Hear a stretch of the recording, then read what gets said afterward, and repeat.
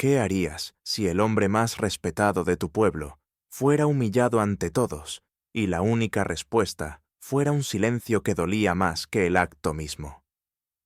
Prepárate para una historia que te hará temblar de rabia, pero también creer en la fuerza que tiene el amor cuando se transforma en justicia, porque a veces el corazón más herido es el que abre los caminos hacia la esperanza. Don Abelardo Montes no era simplemente un veterano, era un faro, uno de esos hombres que, aunque el tiempo los va doblando, poco a poco, caminan como si aún cargaran una promesa en el pecho. Todos en San Isidro del Valle lo conocían, unos lo saludaban con respeto, otros con miedo, y muchos con esa mezcla amarga que tienen los pueblos que nunca se deciden entre cambiar o esconder su historia. Condecorado con medallas que dormían en un cofre de madera, junto a los retratos de su esposa fallecida, Abelardo no hablaba mucho de la guerra. Prefería contar cómo le gustaba el olor del café en las mañanas de lluvia, o cómo su nieta que apenas lo visitaba se parecía a su esposa cuando reía con los ojos. Cada día, antes de que el sol terminara de calentar los adoquines agrietados del pueblo, Abelardo se ponía su chaqueta de franela, se calzaba los zapatos que había mandado arreglar 5 veces y caminaba los 12 minutos que lo separaban del monumento a los caídos. Allí, entre nombres grabados en mármol, murmuraba oraciones. Agradecía por haber regresado con vida, y también pedía por los que no volvieron, especialmente por uno, Efraín Ruiz, su mejor amigo cuyo cuerpo jamás encontraron. En esos momentos, Abelardo no era un anciano, era un centinela del recuerdo. San Isidro del Valle era de esos pueblos que desde fuera parecían postales de tranquilidad, pero bajo la superficie hervía la memoria. Había barrios donde no entraban las patrullas, y otros donde los hombres como Abelardo solo eran tolerados si mantenían la cabeza baja. Durante años las tensiones raciales se mantuvieron cubiertas por una cortesía hipócrita, esa que sonríe en la tienda, pero se endurece en los despachos municipales. Abelardo, con su andar sereno, sabía cuándo hablar y cuándo callar. Había aprendido que en lugares así, la dignidad era un arma peligrosa. No todos los días eran iguales. Algunos traían nubes pesadas, otros miradas torcidas. Cuando el teniente Darren Cole fue asignado al puesto de jefe de policía, el aire cambió. Nadie hablaba mucho de su pasado, pero los rumores llegaban como hojas arrastradas por el viento. Había sido trasladado tras múltiples quejas por abuso de poder, todas silenciadas por un primo influyente en la oficina del gobernador. Desde su llegada, los controles policiales se volvieron más frecuentes y más selectivos. Jóvenes afros eran detenidos por coincidencia. Familias recibían citaciones sin causa, y aunque la mayoría callaba, algunos empezaron a murmurar lo que nadie se atrevía a decir en voz alta: el odio estaba volviendo. Solo que ahora usaba uniforme. Abelardo fue interceptado por primera vez una tarde de abril, mientras ayudaba a la señora Elvira, una anciana blanca que lo adoraba, a cargar unas cajas con mantas para donar. El teniente Cole lo detuvo exigiendo su identificación. No dijo una palabra a Elvira, solo a él. La segunda vez lo acusó de merodear en la plaza central mientras esperaba que abriera la biblioteca. La tercera fue más descarada, lo siguieron por 6 cuadras, por una supuesta luz trasera rota, en una bicicleta. «Este hombre tiene algo contra mí», le dijo Abelardo a su viejo amigo Raimundo, un diácono retirado que llevaba años organizando vigilias interreligiosas. «No es solo por mi color, es por lo que represento. Él quiere que me sienta menos». Raimundo le rogó que pusiera una denuncia formal, pero Abelardo se limitó a decir: «Las denuncias nuestras se las lleva el viento, hermano. Mejor esperar, o prepararse». La vida seguía, con sus rutinas, sus atardeceres y sus dolores ocultos, hasta que una llamada inesperada cambió la dirección de sus días. «Papá, soy Simón». La voz al otro lado del teléfono era grave pero temblorosa. Hacía 16 años que no hablaban más allá de un mensaje de Navidad. El silencio entre ellos no era de odio, sino de heridas sin cerrar. Simón, su único hijo, se había marchado a la capital tras una pelea que ambos recordaban de forma distinta. Se convirtió en uno de los neurocirujanos más respetados del país. Salía en revistas, recibía premios, y sin embargo, algo le faltaba. «Voy a visitarte», dijo Simón, «y quiero que conozcas a alguien». Abelardo no supo qué decir. Su silencio fue largo. Al fin preguntó, «¿Cuándo más pronto de lo que imaginas?»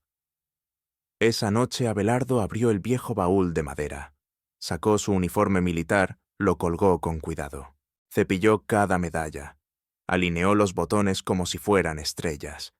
Sabía que el reencuentro con su hijo no sería sencillo, pero lo que no sabía era que aquel día no sería solo una reunión familiar, sino el inicio de una revolución. El Día de los Caídos amaneció con un cielo gris y un aire denso. Los pájaros que normalmente revoloteaban al alba parecían ausentes. Abelardo caminó rumbo al acto con la espalda recta, pero algo en el ambiente le decía que el pueblo estaba a punto de enfrentarse a su reflejo más feo. Cuando llegó al centro, todo se desarrollaba con aparente normalidad. Niños con banderitas, música de banda, discursos vacíos, hasta que una patrulla se acercó con lentitud. El teniente Cole bajó del vehículo acompañado de 2 oficiales. Montes dijo con voz seca, «Necesito hablar contigo». Abelardo lo miró con firmeza. «Estoy yendo al monumento. Puede esperar. Es urgente. Pues deténgame». Cole sonrió con desprecio. «Eso depende de ti. Hay denuncias de que has estado usando un uniforme que no te corresponde». El absurdo de la acusación no necesitaba explicación. Todo el pueblo conocía el historial de Abelardo. Pero Cole tenía una intención clara: humillarlo. «Vacía tus bolsillos», ordenó. Abelardo se negó. «No tiene causa para esto». La multitud empezó a reunirse. Algunos grababan, otros solo observaban paralizados. Cole se acercó, lo miró directo a los ojos y sacó algo del maletero, un bote de pintura roja espesa como sangre seca. «¿Quieres lucir como héroe? Pues vamos a darte el color adecuado». Y sin más, vertió la pintura sobre la cabeza de Abelardo. La sustancia bajó por su frente, cubrió sus ojos, resbaló por su pecho. Las medallas quedaron ocultas bajo el rojo de la humillación. Nadie habló, nadie se movió, hasta que se escuchó el chillido de llantas frenando. Un auto negro de lujo se detuvo de golpe. De él bajó Simón vestido con traje gris, mirada firme. Caminó sin prisa hacia su padre, sacó su pañuelo de seda y comenzó a limpiar su rostro. Luego, con voz firme, dijo, «Oficial Cole, soy el doctor Simón Montes. Ayer salvé la vida del ministro de Salud. Hoy usted ha destruido algo que vale más que cualquier título. La plaza, antes muda, ahora temblaba. Y esto apenas comenzaba. En segundos, un acto de honor se transformó en una escena de vergüenza nacional. ¿Qué tan profundo puede calar el odio cuando se disfraza de autoridad? Y más importante, ¿qué pasa cuando un hijo convierte el dolor de su padre en la chispa de una revolución? El silencio en la plaza de San Isidro del Valle se volvió tan denso que podía cortarse con el cuchillo de una respiración. El rostro de don Abelardo, cubierto por la pintura roja, era el retrato más brutal de una verdad que muchos preferían ignorar. La dignidad de los hombres buenos no siempre es suficiente para detener a los hombres malos. Pero esa mañana el pueblo fue testigo de algo que cambiaría su historia. Simón Montes. El hijo ausente, el médico de renombre que aparecía en portadas y conferencias internacionales, caminó hacia su padre, como si cada paso le devolviera años de distancia emocional. En su rostro no había arrogancia, sino un dolor contenido, que al brotar lo transformaba en justicia. Se agachó junto a Abelardo, sacó su pañuelo y con manos temblorosas limpió los ojos de su padre. La pintura roja se mezclaba con las lágrimas. «Estoy aquí, papá», susurró. Nunca más vas a estar solo. El teniente Cole, aún con la tapa del bote de pintura en la mano, se mantuvo firme por unos segundos. Pero en cuanto reconoció a Simón, su expresión cambió. Ya no tenía el control. Ya no era él quien escribía la narrativa. Oficial, dijo Simón, al alzarse su voz templada por años en quirófanos de alta presión, usted ha cometido un delito. Y no solo contra mi padre, sino contra el alma de este pueblo. Fue un malentendido, murmuró Cole bajando la mirada. Una confusión en la identificación. Una confusión, interrumpió Simón. Mi padre es un veterano condecorado. ¿Sabe cuántos informes médicos tengo que escribir cada semana para soldados que lucharon con menos historia que él? ¿Sabe a cuántos hombres como usted he tenido que ver condecorar el odio y llamar a eso orden? Los teléfonos celulares seguían grabando. Algunos vecinos comenzaron a murmurar. La tensión era como una cuerda a punto de romperse. Minutos después, llegó el jefe del departamento, comandante Zárate, alertado por los videos virales que ya estaban llegando a medios regionales. Al ver la escena, Abelardo con el rostro aún manchado, Simón de pie como una estatua de justicia y Cole intentando justificar lo injustificable, comprendió que algo irreversible había ocurrido. «Esto no se va a encubrir», dijo Simón mirando al comandante. «Estoy llamando a mi abogado. Esto es un crimen de odio y será tratado como tal». Horas más tarde, ya en el hospital, Abelardo fue atendido con prioridad. Aunque físicamente estaba bien, su presión arterial estaba peligrosamente elevada. Simón no se separó de él. Dormía en una silla, revisaba sus signos vitales cada hora y evitaba hablar con la prensa que acampaba fuera del hospital. En redes sociales los videos estallaban. El hashtag #PreJusticia para Abelardo era tendencia nacional. Opinadores de televisión, activistas, celebridades y ciudadanos comunes compartían la historia con indignación. Algunos medios conservadores intentaban presentar el hecho como un malentendido disciplinario, pero las imágenes eran demasiado crudas para ser suavizadas. Mientras tanto, el teniente Cole fue suspendido temporalmente, pero seguía libre. El Concejo Municipal convocó una reunión extraordinaria. Unos lo defendían, otros por primera vez en años alzaban la voz contra la impunidad. Simón desde el hospital comenzó a movilizar recursos.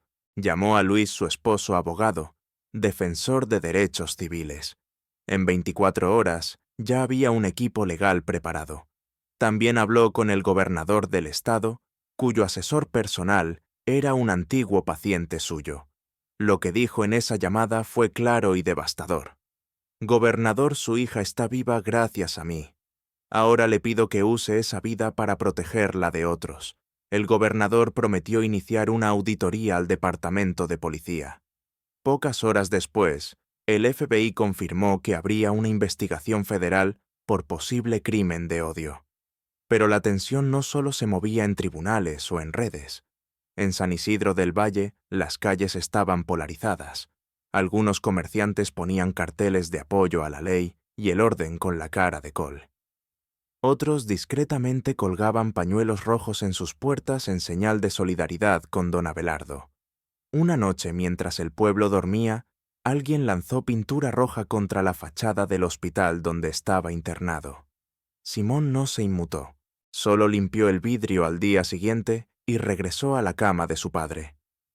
«¿Vale la pena todo esto?», murmuró Abelardo, aún débil.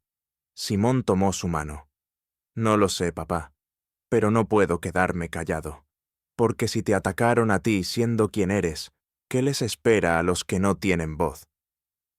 Los días siguientes fueron un torbellino. Entrevistas, amenazas veladas, apoyos inesperados. Ancianos del pueblo que nunca habían hablado en público comenzaron a contar sus propias experiencias con la policía. Jóvenes activistas organizaron vigilias en la plaza. La comunidad negra, largamente silenciada, empezó a levantarse. Una semana después del incidente, Abelardo sufrió una crisis hipertensiva. Simón, con lágrimas en los ojos, le aplicó los primeros auxilios mientras llegaba la ambulancia. En ese instante, más que médico fue hijo. Más que hijo, fue escudo. La noticia del ataque cardíaco reavivó la indignación. El gobernador Lorenzo Arriaga visitó a Abelardo en el hospital. No fue una foto protocolaria. Se sentó junto a su cama, le tomó la mano y le dijo: «Lo que le hicieron fue inhumano. Y no voy a permitir que pase desapercibido».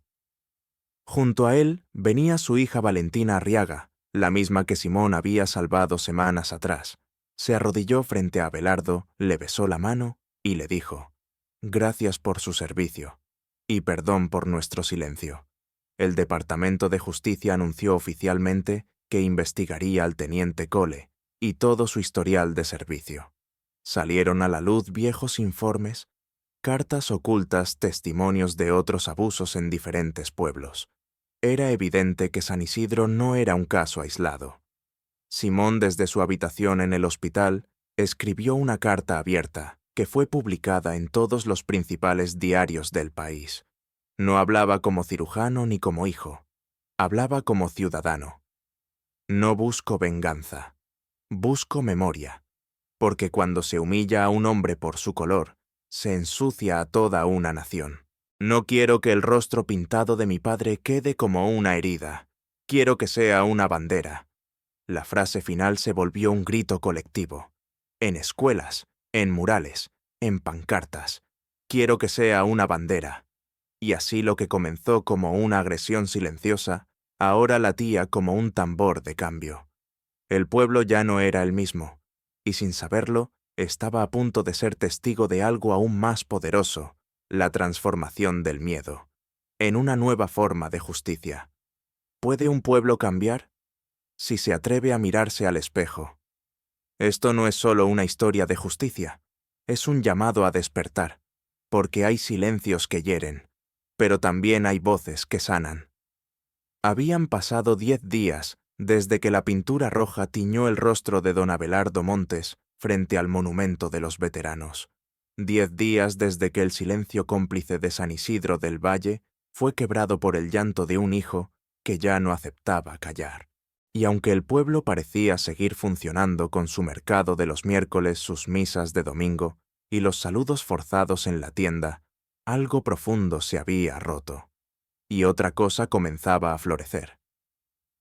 Abelardo, ya estabilizado tras su crisis hipertensiva, permanecía en observación, pero su presencia era sentida más allá de las paredes del hospital.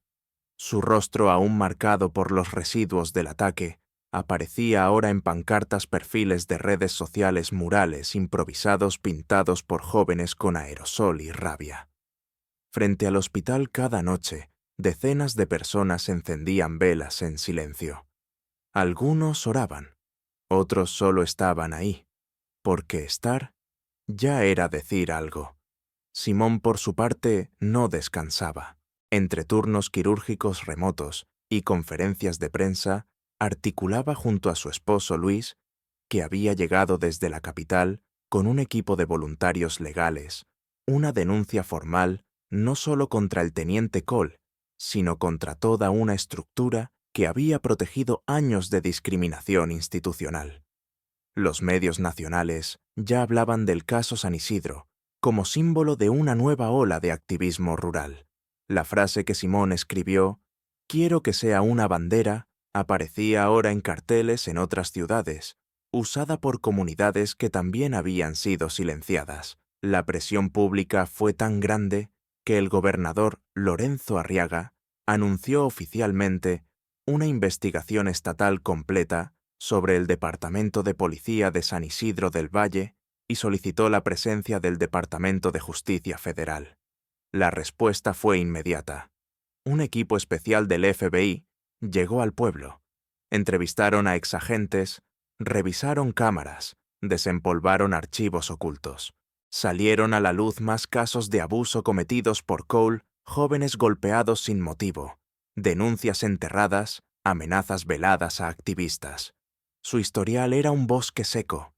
Y ahora ardía. La comunidad se movilizó. Más de 800 personas firmaron una petición para la destitución inmediata del teniente Cole. Las iglesias locales, incluyendo algunas que históricamente habían evitado asuntos políticos, realizaron una vigilia conjunta en el Parque Central. Por primera vez, pastores blancos y negros compartieron un mismo micrófono. Pero con el avance, también llegó la reacción. Grupos conservadores organizaron contramarchas. Aparecieron grafitis anónimos con mensajes de odio. Una noche alguien dejó una cruz quemada frente al centro comunitario, donde Abelardo enseñaba ajedrez. La tensión era palpable. Simón se negó a dejar el pueblo. «No me voy hasta que esto cambie de verdad», decía. Y el cambio llegó. 3 meses después del ataque en una ceremonia pública convocada por la gobernación, el pueblo entero se reunió en la plaza donde todo comenzó. Una tarima sencilla, micrófonos y una bandera nueva ondeando no era la del país, sino una blanca, con el perfil de don Abelardo en negro y rojo, su rostro sereno y desafiante debajo, la frase «La dignidad no se borra». El fiscal federal tomó la palabra. Anunció que el teniente Cole se había declarado culpable de agresión agravada y crimen de odio. Recibió una sentencia de 5 años de prisión federal sin posibilidad de libertad condicional. En su declaración final, Cole, ya sin su uniforme, dijo: «Fui criado con prejuicios que nunca cuestioné, y los llevé a mi trabajo. Nada justifica lo que hice. Lo lamento, pero sé que las disculpas no bastan». El pueblo escuchó en silencio, no por compasión, sino por justicia. Ese mismo día se firmó el decreto de consentimiento entre el Estado y el municipio. Incluía cámaras corporales obligatorias para todos los oficiales, supervisión federal de todas las operaciones durante 5 años, formación obligatoria en derechos civiles y racismo estructural, participación ciudadana en el Consejo de Seguridad Pública. Pero el verdadero símbolo del cambio no fue legal, sino humano. Don Abelardo, ya recuperado, caminó por última vez al monumento con su uniforme restaurado. Subió a la tarima, miró a la multitud donde ahora había rostros de todos los colores, edades y credos, y dijo con voz firme: «Hace un año un hombre intentó borrar mi humanidad con pintura roja. Hoy esa pintura es parte del lienzo que usamos para pintar algo nuevo. No estoy aquí por venganza, estoy aquí por ustedes, por los que no pueden hablar, por los que tienen miedo, por los que todavía esperan, porque el verdadero valor no está en disparar, sino en perdonar sin olvidar». La multitud estalló en aplausos. Algunos lloraban, otros alzaban los pañuelos rojos como estandartes. Ese mismo mes, el Concejo Municipal, ahora con miembros afrodescendientes y latinos, por primera vez en la historia del pueblo, aprobó la Ley Montes, que exigía transparencia absoluta en todos los procedimientos policiales y priorizaba la salud mental de los ciudadanos vulnerables. Simón y Luis inauguraron la Clínica de Sanación Comunitaria, un espacio gratuito de atención médica y psicológica para víctimas de violencia estructural, y en la antigua comisaría cerrada por orden estatal se abrió el Centro de Memoria Viva, un museo interactivo sobre racismo, justicia y reconciliación. Un año después, San Isidro del Valle fue reconocido como pueblo modelo de justicia restaurativa. En el porche de su casa, Abelardo y Simón compartían un café al atardecer. «¿Te imaginaste alguna vez que volver traería todo esto?», preguntó Simón. «No, hijo», respondió Abelardo con una sonrisa serena. «Pero a veces no somos nosotros quienes elegimos el momento. Es el momento el que nos elige a nosotros». Y allí estaban, padre e hijo, no como víctimas, sino como testigos vivos de que incluso en los rincones más oscuros del odio puede brotar la esperanza. Un vecino pasó y los saludó con respeto. Otro más se acercó a pedir un consejo. Una niña entregó a Abelardo un dibujo él, con su uniforme rodeado de niños y árboles. «¿Eso soy yo?», preguntó. No respondió la niña. Ese es el abuelo que salvó el pueblo. Y en ese instante, entre risas suaves y abrazos lentos, San Isidro dejó de ser un pueblo dividido, para convertirse en una comunidad despierta.